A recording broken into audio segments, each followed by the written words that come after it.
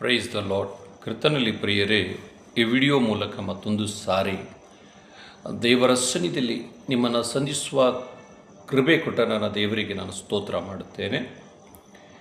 ಮತ್ತಾಯನ ಬರೆಸುವ ವಾರ್ತೆ 1ನೇ ಅಧ್ಯಾಯದ 21ರಿಂದ ಕೆಲವು ವಾಕ್ಯ ಹೇಳುತ್ತದೆ.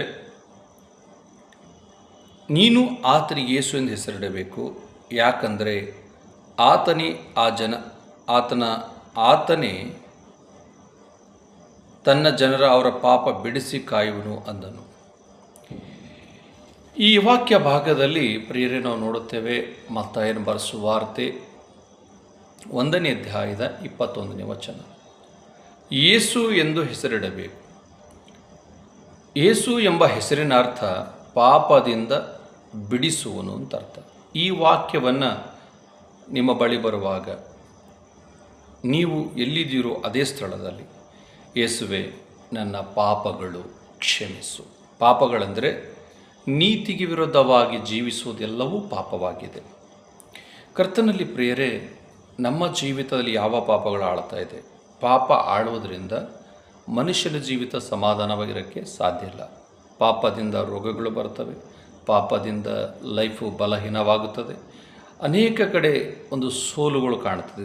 ವಿಶೇಷವಾಗಿ ರಕ್ಷಣೆ ಹೊಂದಿದ ವ್ಯಕ್ತಿ ಪಾಪದಲ್ಲಿರುವುದಾದರೆ ಅವರ ಜೀವಿತ ಕೀರ್ತನೆ 107ನೇ ಅಧ್ಯಾಯ ಓದುವಾಗ ಅವರು ದೇವರ ವಾಕ್ಯ ಅನುಸರಿಸೋದ ಕಾರಣ ಅವರು ಕೆಳಮಟ್ಟಕ್ಕೆ ಬಂದರು. ಪ್ರಿಯ ದೈವಜನರೇ, ರಾತ್ರಿ ಯೇಸು ಎಂಬ ನಾಮ ಪಾಪದಿಂದಲೂ ರೋಗದಿಂದಲೂ ಶಾಪಗಳಿಂದ ಬಿಡಿಸ್ತದೆ.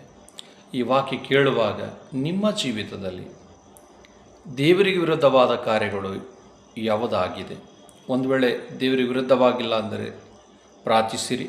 ಒಂದು ವೇಳೆ ದೇವರಿಗೆ ವಿರುದ್ಧವಾದ ಕಾರ್ಯಗಳು ನನ್ನಲ್ಲಿದ್ದರೆ ಈಗಲೇ ಸ್ವಾಮಿ, ನಾನು ಈ ಥರ ಹುಟ್ಟಿನಿಂದ ಪಾಪ ಮಾಡಿದ್ದೇನೆ, ನನ್ನ ಜೀವಿತ ಹೀಗೆ ಇದೆ ಅಂಥೇಳಿ ಪ್ರಾರ್ಥನೆ ಮೂಲಕ ಯೇಸುವಿಗೆ ಹೇಳುವುದಾದರೆ ಆತನು ನಿಮ್ಮ ಅಥವಾ ನನ್ನ ಪಾಪಗಳು ಕ್ಷಮಿಸಿ.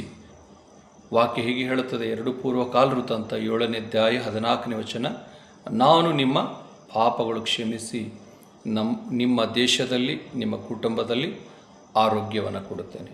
ಆರೋಗ್ಯ ಕೊಡುವ ದೇವರು ನಿಮ್ಮ ಜೀವಿತದಲ್ಲಿ ಕಾರ್ಯ ಸಾಧಿಸುತ್ತಾನೆ ಮತ್ತು ನಿಮ್ಮ ಕುಟುಂಬಕ್ಕೆ ನಿಮ್ಮ ಜೀವಿತಕ್ಕೆ ಒಳ್ಳೆಯ ಸಮಾಧಾನವನ್ನು ಅನುಗ್ರಹಿಸಲಿ. ಶಾಪಗಳಿಂದ ದೇವರು ಅಥವಾ ಯೇಸು ಬಿಡಿಸಲಿ.